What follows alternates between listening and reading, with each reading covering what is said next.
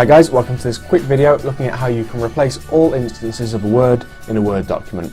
So there are two ways you can do it. You can either, in the home area, find the AB to AC, this replace button here, or you can press Ctrl H. By doing that, it will bring up this little document here. Now, let's say I wanted to replace all the instances of oxygen. So I would type in oxygen, that's the word I want to replace. And let's say I wanted to turn every single instance of oxygen into potato. All I'd have to do is put replace with potato and click replace all. As you can see, every single instance, let me just scroll back up, has been replaced. That is really everything that you need to know.